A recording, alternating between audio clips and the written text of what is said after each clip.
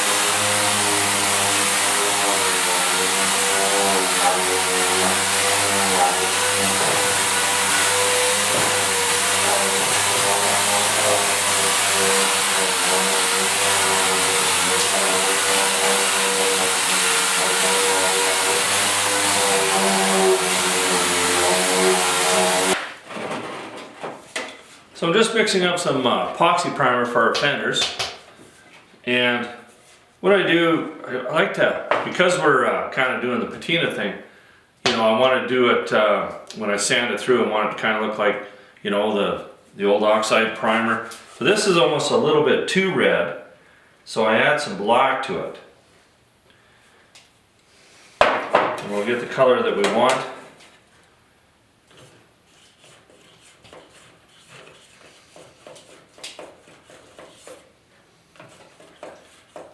Go.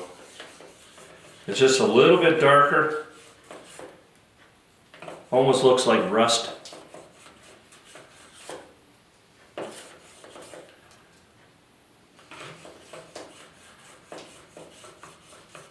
And then we'll give it a coat of that, let it sit overnight, and then tomorrow we're going to paint.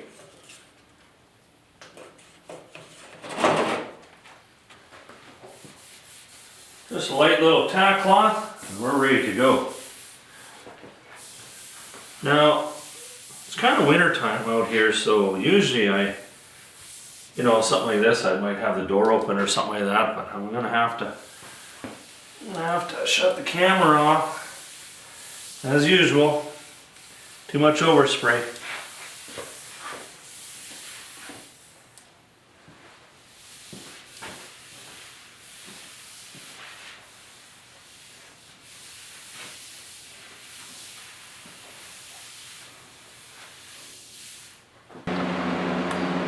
Well, our epoxy primer / sealer is looking good. Let her dry up. Paint her tomorrow. Well, this morning I got some paint on here. Now it's time to patina these fenders. And you know, as time goes on, I'm figuring out easier ways of doing things. You know, so you know that in here things are always a little bit beat up. And if there's a tiny dent, you know, you can just use the best thing I found is just use a piece of paper towel, and I've just got some lacquer thinner here, and you can just, you know, slowly just lightly rub things, and it doesn't take much to get the paint on.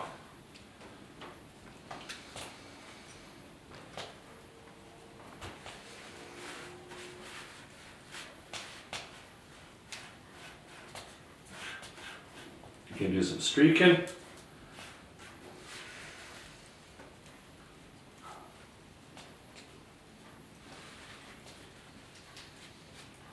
And that will definitely save you some time doing this. And we'll just hit the odd little spot here and there, because it's just gonna, there's rocks and there's dents and there's road rage.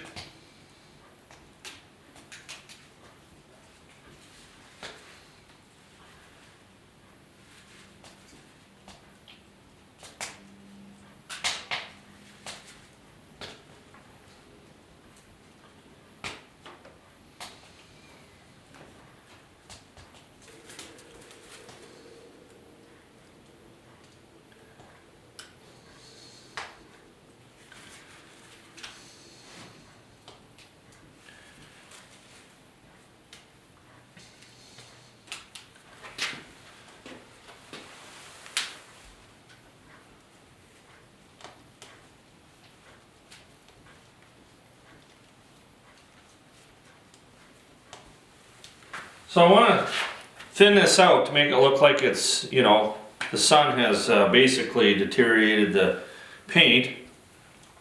Now I used to just do this by hand, you know, I'm past that. Now, just using my orbital with 400 grit, and you just go nice and easy.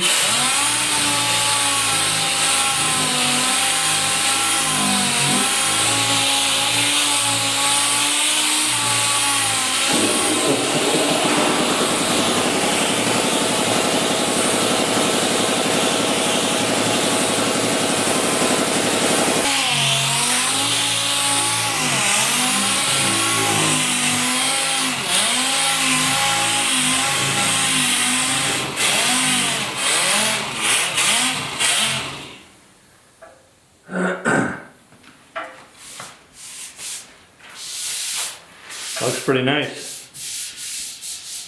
So what we're going to do is we're going to have some different colorations. So we're going to use a scuff cloth and just kind of even this out a little bit. I don't want to go too much. I don't want to do an over patina job here. Yeah, it looks pretty nice. Now I'm just using the scuff cloth here just to even out, so we don't have any sharp looking color differences, you know. When you sand something, it changes its color a little bit. So if we can blend that out, you don't notice it as much.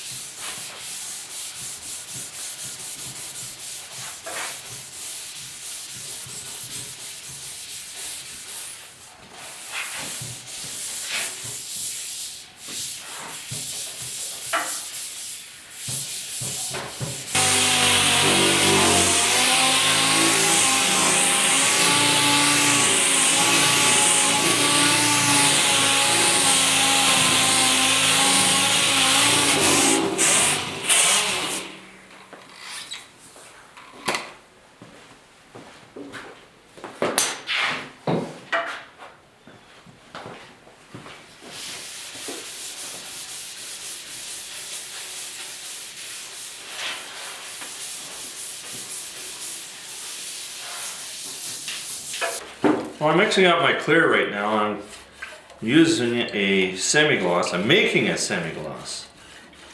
And I'm using a matting agent.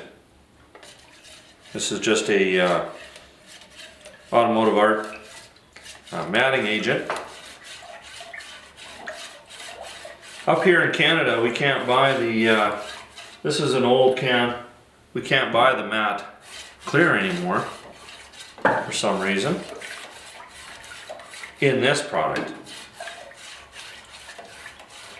So I'm just going to mix this up and then we'll spray on some clear.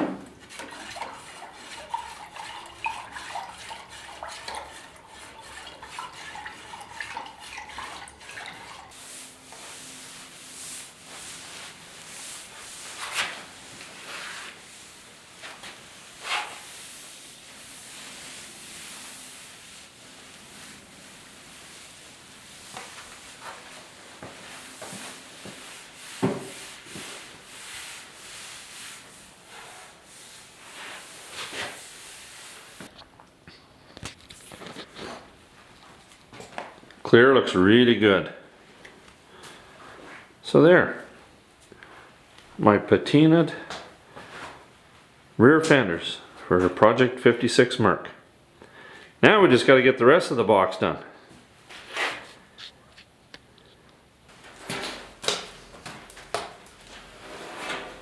Well, I'm really happy the way these fenders turned out. They are just gorgeous. But you can see we're kind of ugly in the middle here, or underneath, so we're going to undercoat those. And I like to undercoat these fenders because, well, rock chips. If it can prevent a couple of dingers from happening, hey, it's worth it.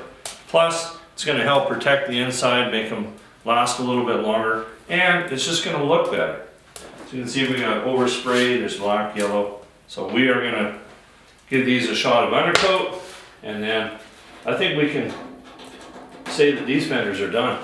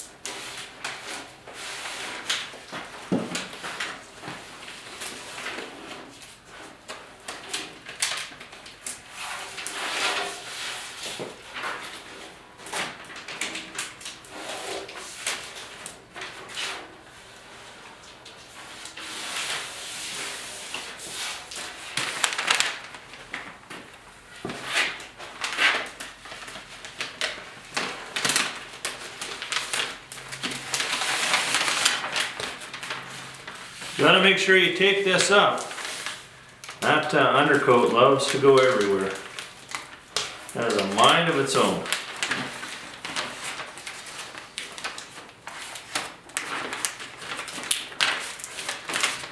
And if you do get a little bit of overspray, you can just take a little thinner and just wipe it off. As long as your paint has been set up for a while. This has been painted, I don't know, a week ago? 10 days now?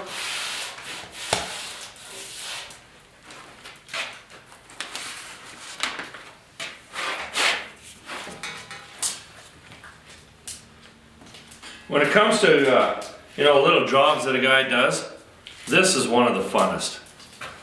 Really is.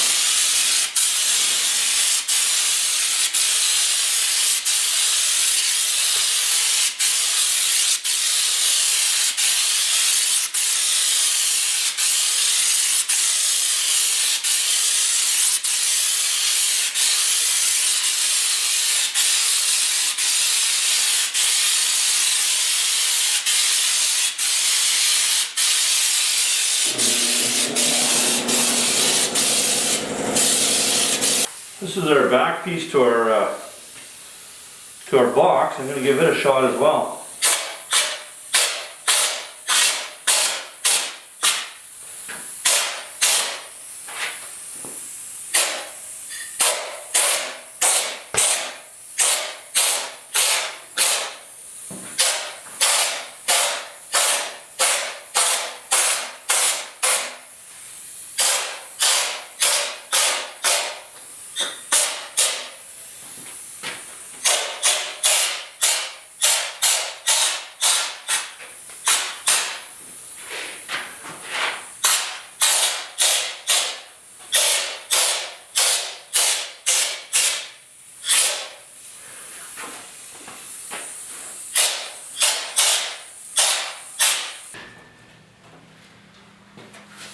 I could not be happier the way these fenders turned out. They're just awesome. And when that happens, you know, it kind of inspires you just to move on to the next step. And of course, the next step for us is box sides. Now the undercoating, if you ever get any of those little floaters, you know, and if you don't want to have anything to happen to your finish, make sure that you really tape it up well. But I just tape the edges, and if there's any floaters, I just take some wax and grease and just wipe it off, and you're fine. But we've got to move on. I would love to store these in a humidity controlled, dust-free zone, but the reality is they're going outside, they don't mind, and they'll just have to wait that day when they get bolted onto the side of the box. And that's okay. So our box is going to be next. Looking forward to that. And that'll be coming up here soon. That's going to be the next step. I got some painting I got to do. These are the rails here that go, you know, stretch in between. I'm going to do some painting for our project Merc as well as Project Gray. So that's going to be done in the next, well, tomorrow I think. I think we'll get her done tomorrow. So that'll all get done. And then we're just keep on moving as long as the weather stays good. Love it. Anyway, thanks for watching. Don't forget to subscribe and stay tuned for the next one. Thanks for watching.